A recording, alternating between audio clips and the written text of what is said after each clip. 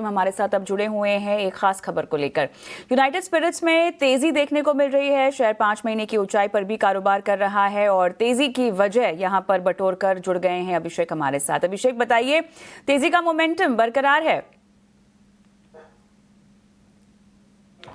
बिल्कुल तेजी का मोमेंटम है यूनाइटेड स्पिरिट्स में और शेयर 5 महीने की ऊंचाई पर ट्रेड कर रहा है। 2% के आसपास की तेजी है और इस तेजी का कनेक्शन है आरसीबी यानी कि रॉयल चैलेंजर्स बेंगलुरु से। दरअसल खबर ये आ रही है, सूत्रों के हवाले से खबर है कि जो ब्रिटिश प्रमोटर है यूएसएल की डियाजियो, ये स्टेक बेच सकती है यूनाइटेड स्पिरिट्स में और ये खबरें आ रही हैं। इसके चलते आज हम शेयर में तेजी देख रहे हैं। हालांकि ये चीज़ अभी क्लियर नहीं है कि क्या कंप्लीट एग्जिट लेंगे या फिर पार्शियल स्टेक सेल करेंगे। इसको लेकर अभी ये थोड़ी अनिश्चितता की स्थिति है, लेकिन ये सोर्सेज के हवाले से खबर जरूर आ रही है कि स्टेक सेल पर कंपनी विचार कर रही है और हिस्सा बिक्री के लिए कई सारे बड़े एडवर्टाइजर से बातचीत हो रही है। वैल्यूएशन जो सीख कर रही है डियाजियो आरसीबी के लिए वो है 17,000 करोड़ रुपए का, यानी कि $2 बिलियन का। तो देखते हैं कि इसको लेकर आगे क्या खबरें आती हैं। आपको बता दें कि आरसीबी को पहले विजय माल्या ने खरीदा था, लेकिन जब विजय माल्या बैंकरप्ट हो गए, तमाम उनकी मुश्किलें आई, किंगफिशर एयरलाइन को उन्हें बेचना पड़ा, तो उस वक्त में डियाजियो ने टेक ओवर किया था यूएसएल को और फिर इस तरह से जो आरसीबी जो टीम थी वो डियाजियो के पास आ गई थी। अब आरसीबी ने हाल ही में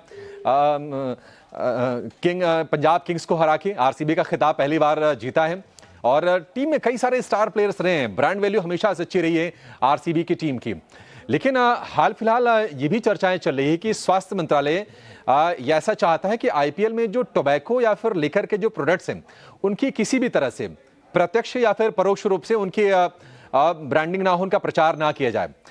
वैसे तो देखा जाए तो डायरेक्टली इनका एडवर्टाइजमेंट नहीं किया जाता है, लेकिन कंपनीज ने अलग अलग तरीके खोज रखे हैं। बहुत सारी ऐसी कंपनीज हैं जो एक्चुअल जो उनका बिजनेस है वो लिकर का है, बट वो सोडा के नाम पर उनका प्रचार करते हुए नजर आती हैं।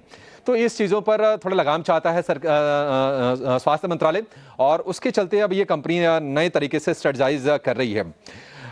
यूएसएल की अगर हम आर्थिक सेहत की बात करें तो जो नंबर्स आए थे मार्च तिमाही के वो अच्छे आए थे। चौथी तिमाही मुनाफा करीब 17% बढ़ा।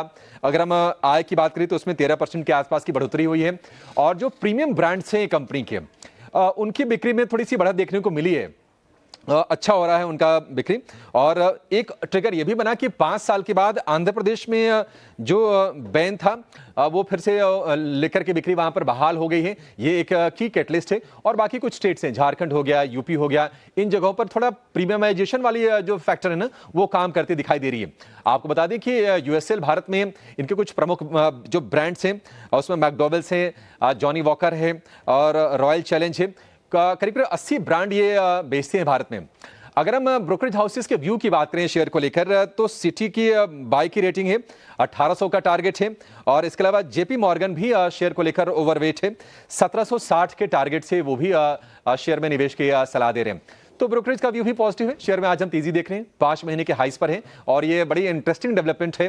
क्या आरसीबी की ओनरशिप चेंज होगी या फिर डियाजियो अपना स्टेक को कट करेगा, इसको लेकर हो सकता है कुछ दिनों में अपडेट ऑफिशियल तौर पर भी आती हुई दिख सकती है। चलिए, निगाहें बनी रहेंगी इस पर। अभिषेक, बहुत बहुत धन्यवाद आपका, इतने विस्तार से और इतना विश्लेषण किया आपने, जानकारी दी इस पर। और